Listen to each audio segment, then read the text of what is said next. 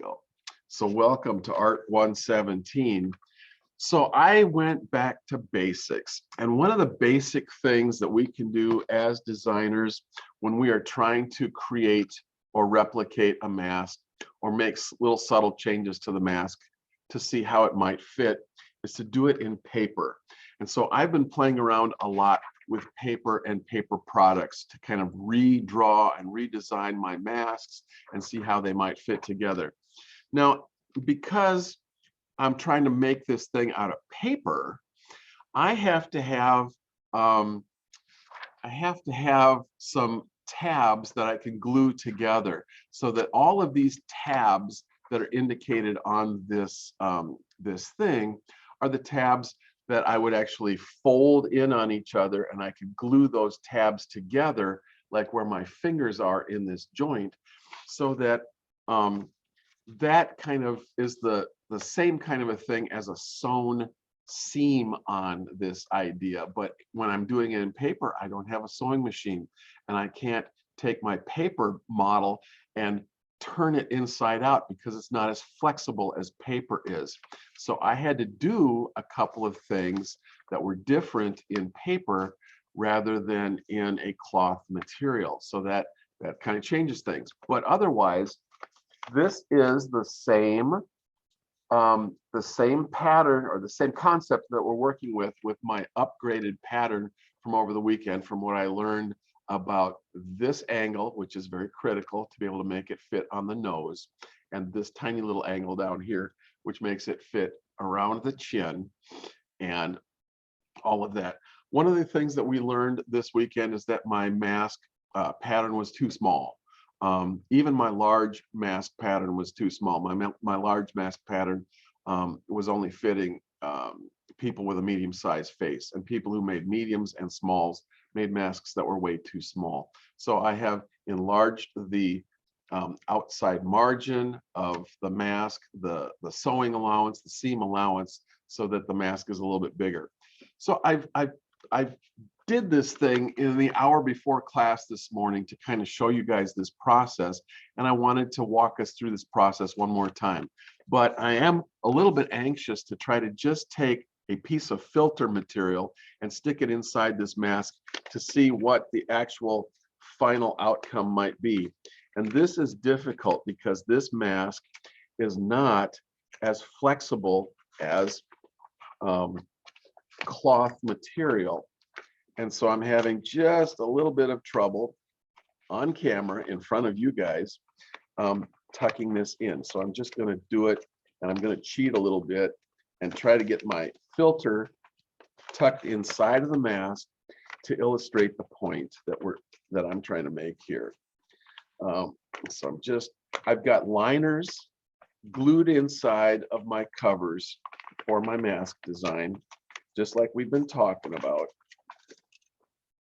And my seams are coming apart a little bit, but just so that we've got something to kind of talk about a little bit, I wanted to have a model here that I could play with you guys, in front of you guys. So, okay.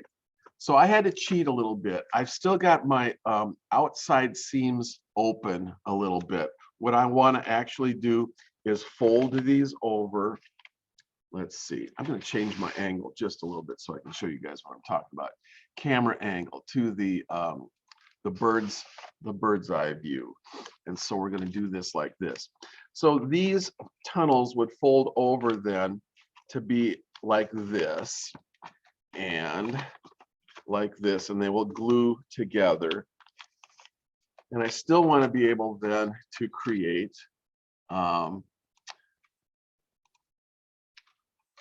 the idea of a mask that does not come any further than halfway on the face. So the final mask contours are going to be something like this, yet the mask has a centrally located filter pocket in the middle, and so that I'm not actually breathing through the material on the backside. I'm breathing through the filter instead.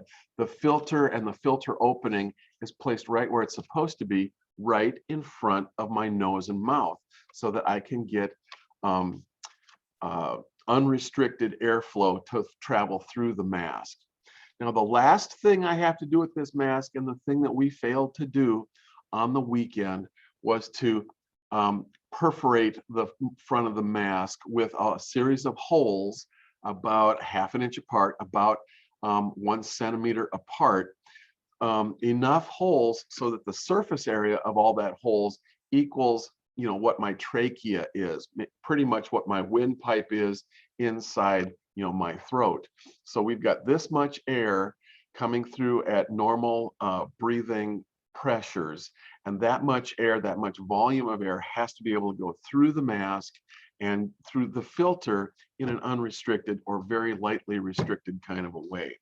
And so right here, I've indicated it in my brand new mask pattern that I've played with a little bit.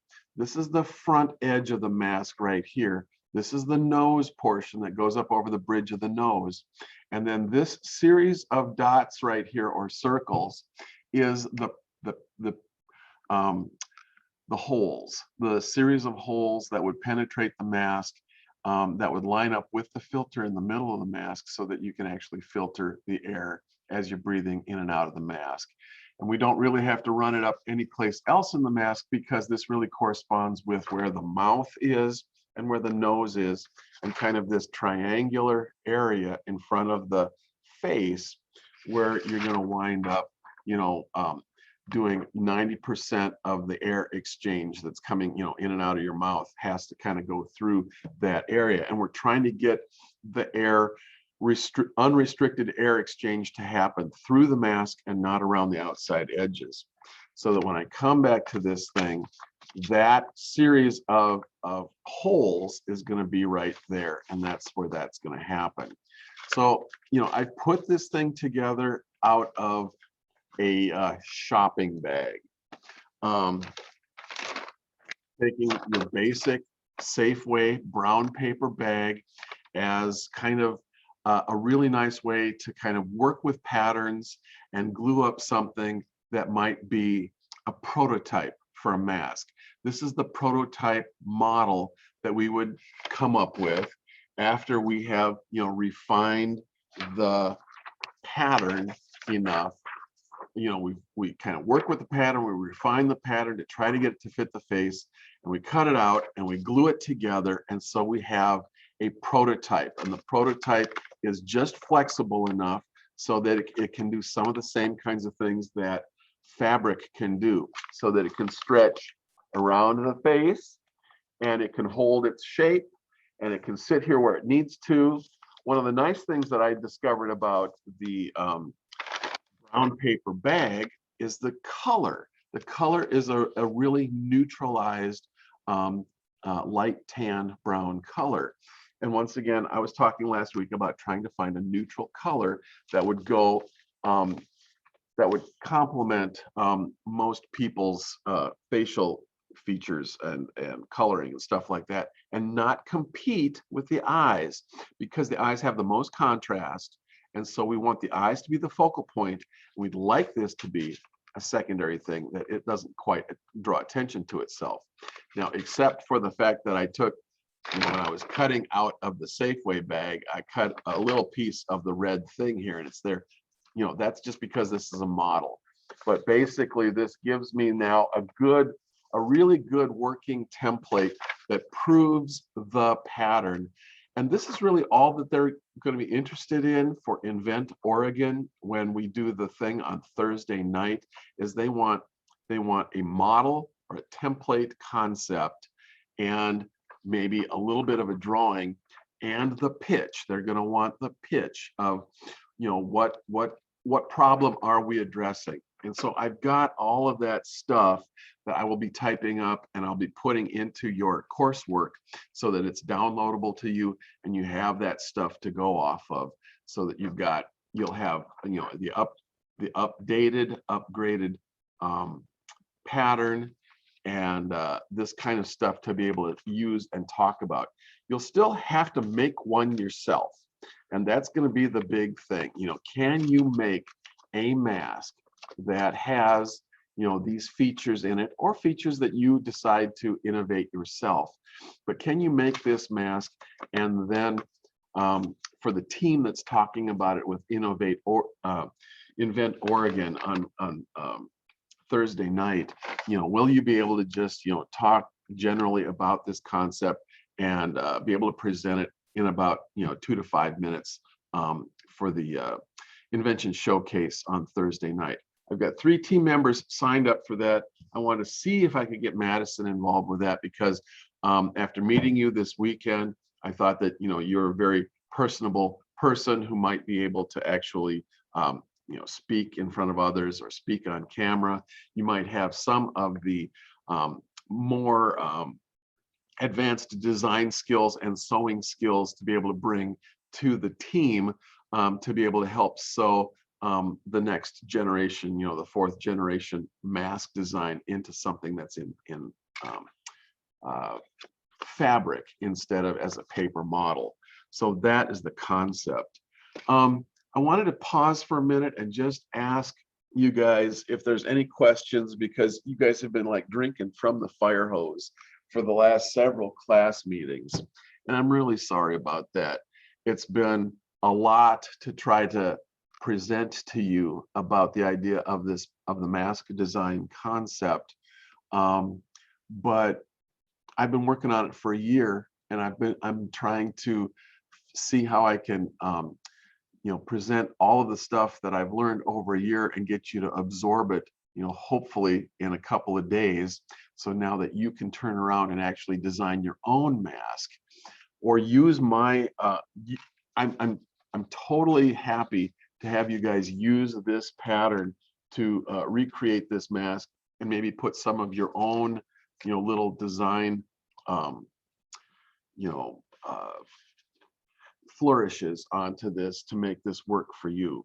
So anybody have any questions, or I would even appreciate some feedback if you thought that this weekend's little workshop, if you came over and were in the workshop, if you didn't like it because it was kind of a mess, it was kind of a hot mess, I understand. But I wanted to keep that open in our classroom number 3 to be available for you guys for this week. So I've got sewing machines set up there. I've got fabric at different stations so that you can actually come in and lay out a mask, and I can help you sew a mask together, and then we can cut out the filters for the mask and stick the filters in the filter pocket, and finally create the ear ties, ear loops for the ear ties for the tail end of the mask, so that you have a fully functioning mask that you can wear and also talk about and present for those 3 or 4 people who are going to be in the Invent Oregon thing. So anybody have any questions? Did you want to like unmute your mic and kind of talk and chat just a little bit about this concept so far? And if not, I'm going to demonstrate more stuff today. Basically, I wanted to demonstrate working with a brown paper bag as a prototype material for this. And if you guys don't mind me doing that as a concept, I would like to just kind of jump right into that. Any questions or comments as we go forward? Okay. Mr. Fritz? Yeah, Madison, what? Thank you so much for having so much faith in me that you want me on your team. Oh. That means a lot. I think it's just so funny. But I got an email today that someone on campus, one of the staff members, had caught COVID. And I'm a little kind of scared now to go back to the school, just because my mom has underlying health conditions, and I don't want to risk bringing something home. So is that okay if I just stay home the next time? Oh, yes. Yeah, no problem. And as a matter of fact, anybody can be on the team, and we can all do this remotely, because they're going to give us a web address or a Zoom address to Zoom in on Thursday night, and you guys can all be at your remote locations. We don't have to meet in person as a team to be on the team. So if you Okay. still feel like this is an exciting, interesting concept, and you've got the sewing skills, and you want to, knock out one of these things this week and play with this concept, you can still play if you want to. But thanks for letting me know. That's cool. Mhm. So here's what I want to do. I redrew this mask design this morning so that I can make this actually work. This is the new and improved 4th generation mask pattern that takes into account all of the kinds of things that I've been trying to work into the shape and the size of the mask, and try to get it to something that I can then transmit to you guys so that you can play with this in terms of making a prototype. And so this is the idea of prototyping something. You can do it in paper, and you could do it, with computer paper if you wanted to. This would be just fine as a prototype thing.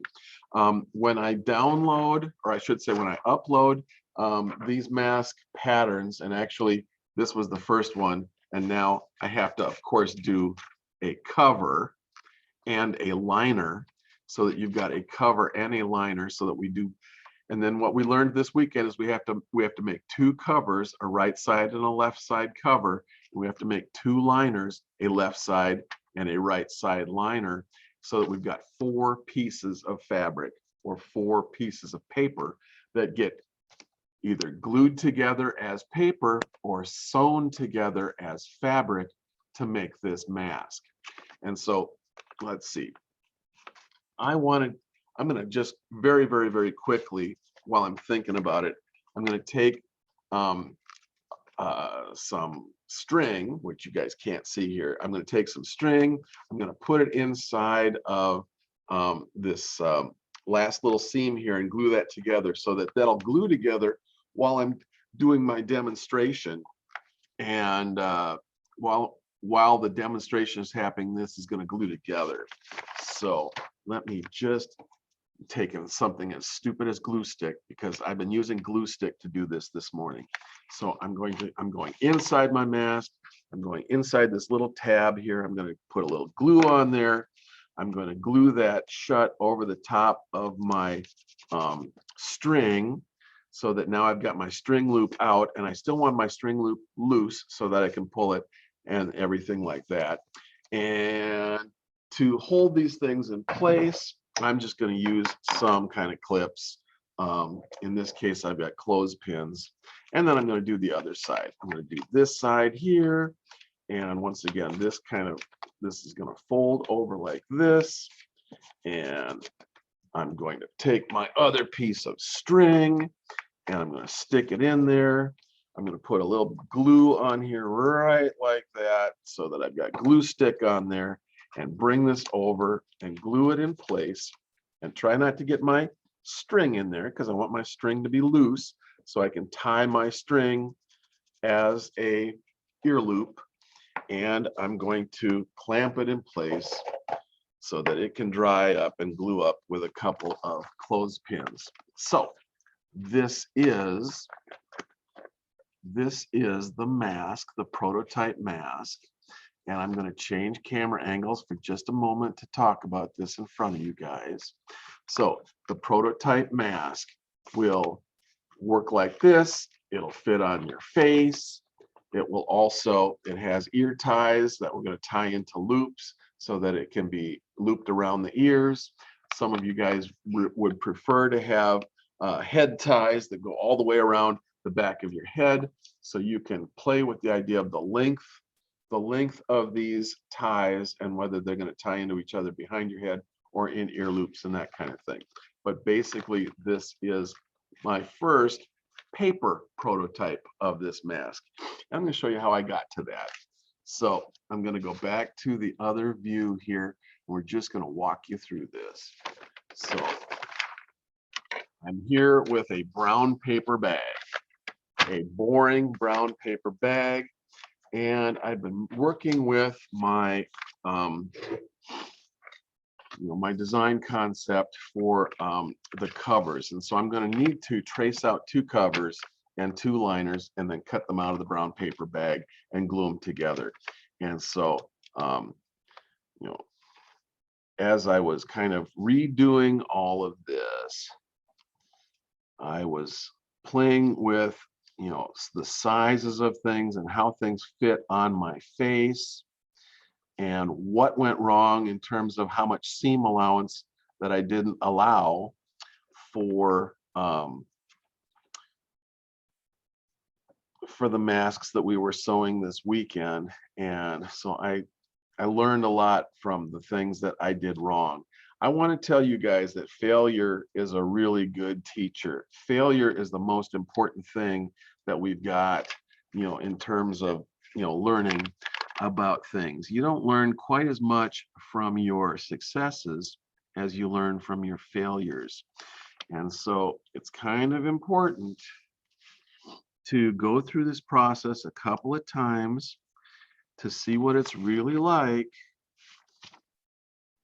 and to fold it up as a real thing that you have to fold up and use in front of you so that you can kind of really see what the materials do as real materials that you're working with.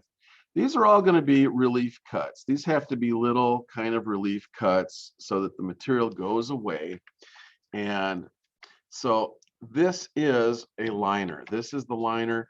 This is going to be the place where the ear cord or the ear loop, happens. So this folds over, and so the mask is only this much. This is the part that's the cutout for underneath the eye. This is the part that is on the bridge of the nose. This is the part that curves ever so gently and slightly around the front of your face and mouth. This is for the chin right here, and then this is the jawline. So after carefully doing this 5 or 6 times, I have, a really good sense of how to make this all work out finally, and to fit and everything else. And I guess I can do this here because my actual material that I'm working with, the paper that I'm working with, it doesn't have a pretty side, a finished side, or an unfinished side like the fabric did that we were working with on the weekend. And so I'm going to make, 2 right side pieces basically. And then when I cut them out, I can turn one of them and make that the left side piece, because you have to have a left side and a right side. They're mirror images of each other. It's just another thing that can mess us up when we are designing these things.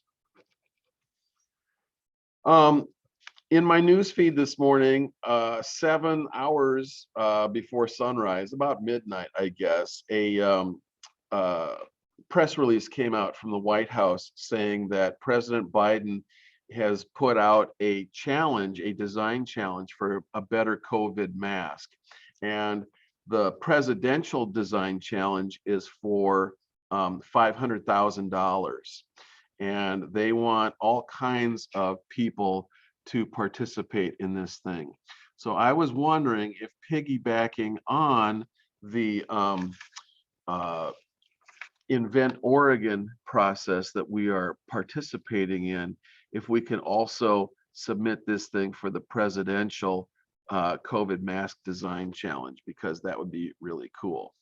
So this is, the under eye portion of this. And because, this is a paper pattern that these tabs have to glue together, and we have to fold these tabs around a radiused portion here, we have to make relief cuts. All of these little lines here are little relief cuts so that all of those tabs will fold in, so that those 2 contours can fold together right here, and so that they can actually kind of follow those contours. It looks a little bit ratty in the prototype, but that's okay, because that's actually This is a sealed or sewn seam right here, and that's the curving part that goes right up under your eyes.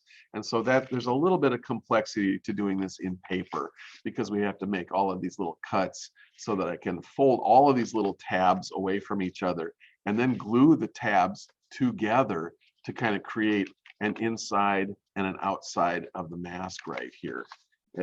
I've even got a loose part here that's kind of come loose a little bit. But if you can kind of, understand, there's a little bit of design complexity with trying to run that contour underneath the eyes. So I'm going to set that down for a minute. I'm going to finish doing this.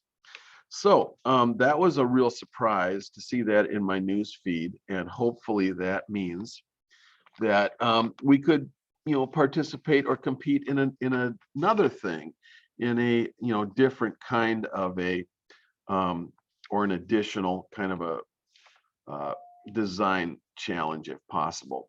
So this would be a glue tab too, and this would be a glue tab over here, and in the middle is the tunnel.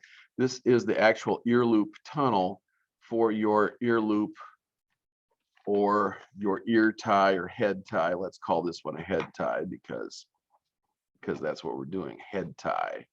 So that's the head tie tunnel, so that you can, we've made a provision for that. And the liners, I've made that cutout again where the mouth and nose go. So that's why this has a little bit of a funky shape to it. And I'm just gonna try to find a place on the paper bag where this is gonna go and lay this out 2 times. And then that's what we do. We lay it out as pattern pieces, and then we cut them out. We cut out the pattern, and we fold along the edges, and we fold along the tabs, and we try to glue all the tabs together and make this work. So this area right here is the curving part of the nose. I'm sorry, of underneath the eye. And this curving part gets all of these relief cuts in it, so that all of these tabs are going to glue onto all of these tabs, so that this interior liner part, this is the liner, this one will glue into the cover part, and this is the cover of the outside of the mask, liner and cover. And these are also glue tabs for assembling this piece. And then this is the cutout for the interior of the mask right here. This is that relief cutout here. It's kind of a diamond shape where it creates the access to the filter pocket where you can actually stuff the filter in. And so that's what that little thing is for. And I'm going to just lay one more out here, and then we'll be done with this stuff while I'm talking. So let's see. I don't know why when I boot up my computer every morning that I don't have a place for me to be able to control the volume, because I'd like to be able to hear you guys better. And I'd like the audio on my end to be a little bit better so I can hear stuff. But usually that's a thing that's on the bottom of the computer, on the bottom of the screen, and I'm not seeing it. So this goes like this. And again, this is where the nose, I'm sorry, I keep saying nose. This is the curve that goes under the eye. This is the chin piece right here. This is the nose right here. And so we've got another liner. So now I've been able to lay out my 4 pieces on my material. This is going to be my prototyping material. And so if you guys can't get to a sewing machine, and if you guys can't do this in fabric, you can still do this in paper. You can do this on computer paper. I like brown paper because it's just a little tougher.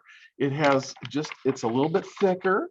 It has just a little bit more tooth to it, and it's just a little stronger. It resists tearing just a little bit more. It's a nice material to do prototyping in. And in 3D design, we do a lot of prototyping on cardboard, on brown paper, sometimes other kinds of really cheap materials we use to build our prototypes before we take it to the next step and actually make our models or our prototypes in the materials that we actually want the thing to be in. So the early going for model making and prototyping and 3D design is to choose yourself a relatively cheap material that will be a nice stand-in for the material that you're going to use. And this is close because paper does flex, paper does move a little bit, and so we do get the kind of movement that we would get in fabric. It's a very stiff fabric, but we get the kind of movement that we need. So I would then take my scissors and cut out all of these pieces. And I think I'll have to do at least one for you so you can see that part of the process, because that's what you're paying for. That's what you're paying the big bucks to work with this, brilliant designer with. So I'm gonna cut one out quickly just to get it free from the rest of the material, and then I'm going to do my fine trimming around the piece to get to the actual contours of the pattern. So I've liberated one of my pieces from the material, and now I'm going to carefully cut my contours to liberate my pattern piece for you guys. And I'm going to try to do it on camera, because wouldn't that be nice if I was actually doing it on camera so you could see this process. So, and I'm probably going to do it, I'm going to do the sewn one on Wednesday. In the meantime, I'm going to offer you guys the opportunity to come in here and I can work with you to sew masks or even re-sew masks, since our little sewing process was kind of a, our first one was not entirely successful on Saturday. So those of you who came in on Saturday, I can work with you again. I'd like to offer like open studio opportunities this week, although when Madison told me that there was an announcement that we had a COVID case on campus, I hadn't heard that yet. And I may have to rescind this, kind of based on whether we have a COVID problem on campus or not, because I don't want to expose you guys to this. At the same time, I want to try to get a prototype done. If we can't get you some models and prototypes ready for the Thursday night thing, I will let you guys use my sewn masks as visual aids for your presentation for the process. Okay, so I'm just sweeping that stuff out of my way. So this is one basic cover for the mask. And so I was going to go around and just fold all these tabs in. This is, a little bit different. This is where we would be sewing the two mask halves together and then turning the mask inside out. And all of this seam becomes something that is, internal to the mask at that point. I didn't cut any of these tabs, and I do need to cut these. So let me just do that really quickly. So I do need to cut this kind of relief on all of these tabs so that they're independent of each other, because the paper won't bend like the fabric will. So I'm gonna do all of these so that they are bent in. I'm trying to do this fast so it's not as pretty as if you took your time to try to make sure that each one of these tabs followed that curving contour of the baseline for this particular cut, because this is our curve. And so this is the cover that is now kind of ready to glue onto the other cover. We glue the two covers together again along the nose line, along the center seam of the mask. And then I glue the liners inside, or sew the liners to the inside of the mask. And I better do this on camera so you can see what I'm doing. And I'm gonna take my liner pattern and just really gonna do it right with the liner pattern because I've got it right here. And I'm just gonna do it because I can. Okay. So this is gonna sit right in here. This is the liner for this cover. And so I'm gonna kind of make all of this. This is my seam allowance for the fabric version of this. So these tabs all glue together like this, because this is how this is sewn together. And this is where the nose piece is right here. And so this is how the right liner fits in with the right side cover. As a matter of fact, these would be both left sides because this is the left side of the face. So these are how these two fit together. This is the little opening that you breathe through. This is the little opening that you would actually see the filter paper through. Now I'm looking around on my table to see if I've got my my hole punch, and I don't have it. I'm checking my clock to see how much time I have, and I don't have a lot of time left. So what I'm going to do is just draw the holes on here for right now, so you get a sense of the whole pattern on here. And I'm spacing them about a ½ inch or about 1 centimeter apart. And I'm trying to, very quickly give you a sense that all of these together, the surface area of all of these combined is about the same as about a 1 square inch surface area, which would be about the size of my trachea or your trachea, our trachea, so that we're breathing through this opening on the interior of the mask, that would allow us to, our breath would actually get directed through all of these holes, and we then would be breathing through the filter, creating a cloth covered respirator mask that we're trying to do. Basically, again, we're trying to incorporate the best qualities of a N95 non-woven, melt-blown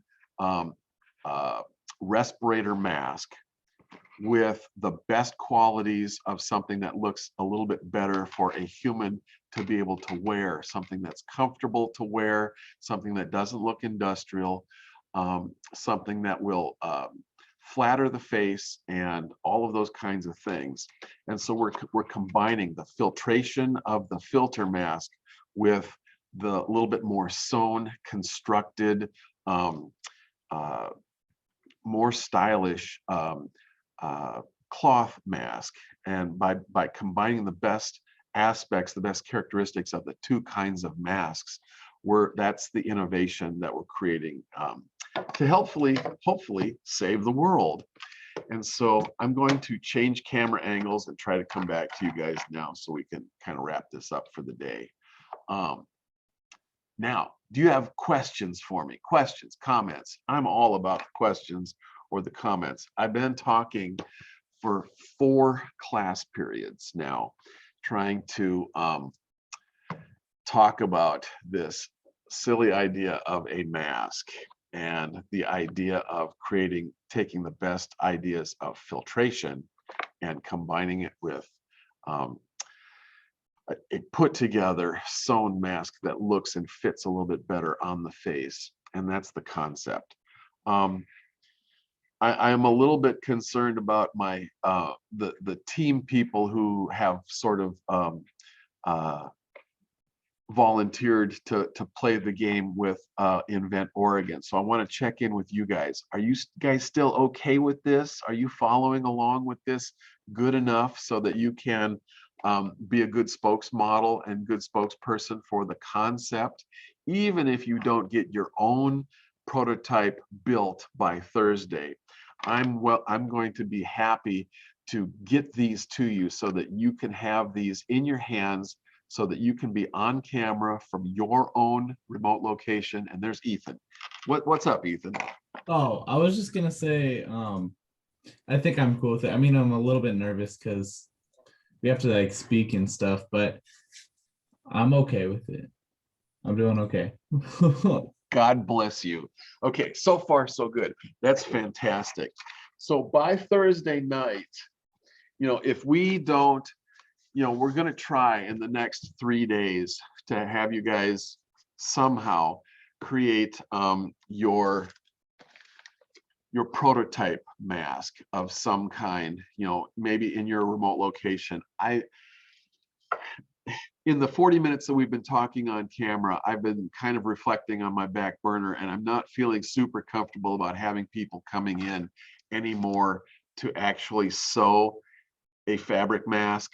So I will give you, the fabric mask. I'll give you the whole thing. You can have the wig stand with the mask pinned to it as a visual aid for your presentation process.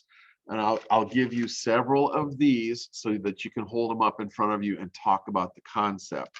I'll give you several of these kinds of things so that you guys can hold them up and talk about them.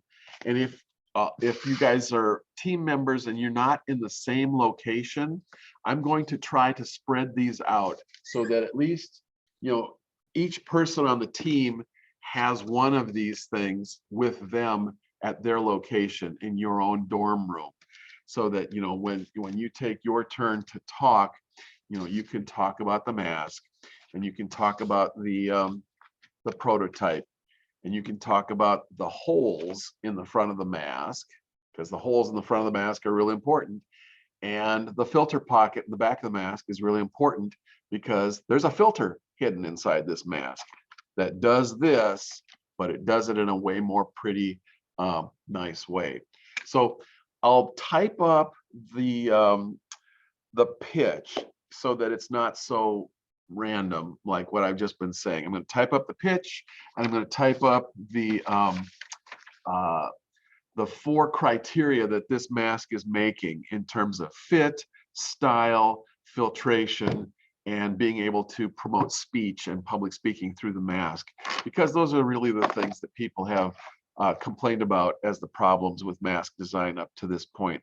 And if you're actually able to rattle off, 3 or 4 design criteria that this mask is meeting that previous mask designs did not address and did not meet, then you have created the better mousetrap, and the world will beat a path to your door. I'm going to wrap this up. So I want you guys, I put this out as a